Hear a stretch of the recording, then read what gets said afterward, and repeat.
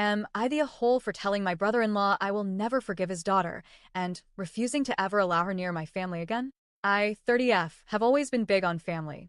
I grew up believing that family means protection, trust, and unconditional support.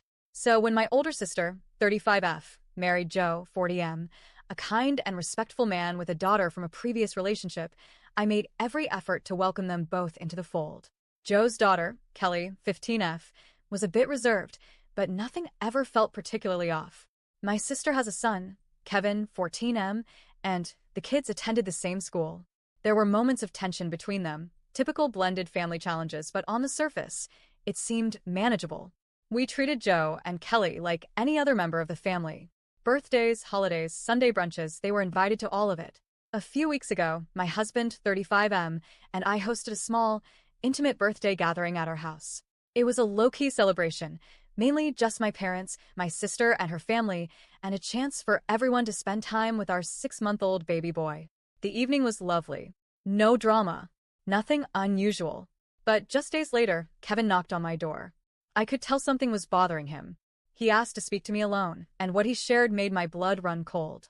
Kevin told me that Kelly had been going around school telling people she had seen my husband's private parts.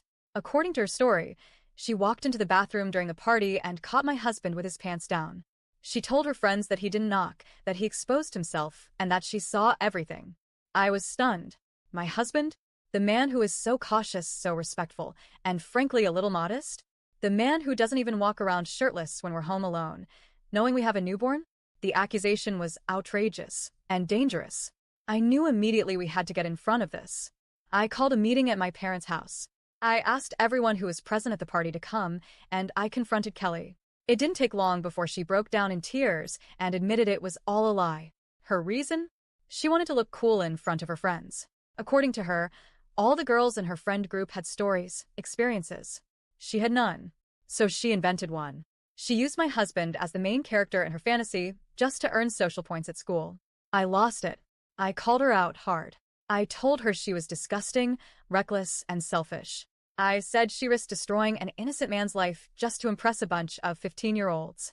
I reminded her that accusations like that don't just disappear, they follow people. They ruin families. They ruin lives. I called her a pathological liar, a manipulator, and told everyone there that from this moment on, Kelly would never be around my son or my husband again. Ever. The consequences were swift and brutal. Kevin, who was furious at her for dragging his family into this mess, told everyone at school what really happened.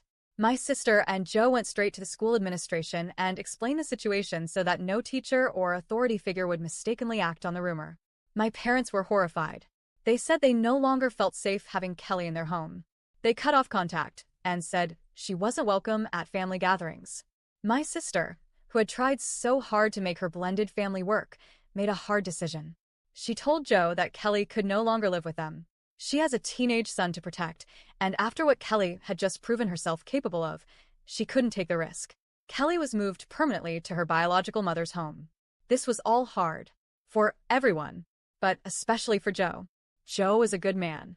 He's always been a quiet rock in the family. Honest, respectful, deeply loyal. He was heartbroken.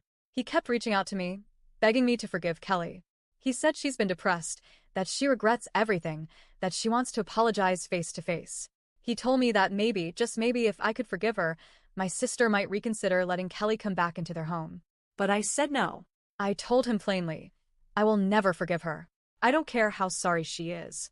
I don't care if she cries for weeks. I don't care if she writes 100 letters. Because the damage is already done.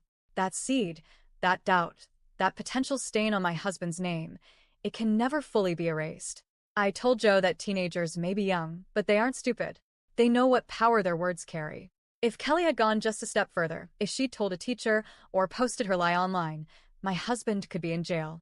My son could grow up without a father. I also told him that I fully support my sister's decision. Kevin has to be protected.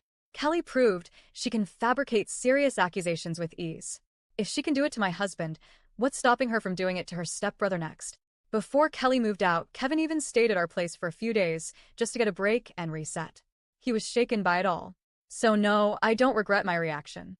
I don't regret what I said, and I don't regret the boundaries I've drawn. But I do feel for Joe. I really do.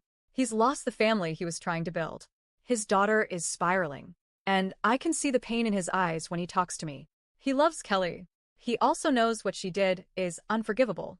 So here's where I'm torn. Not about Kelly. I stand by my choice. But I wonder if I've been too harsh toward Joe. He's not responsible for what his daughter did.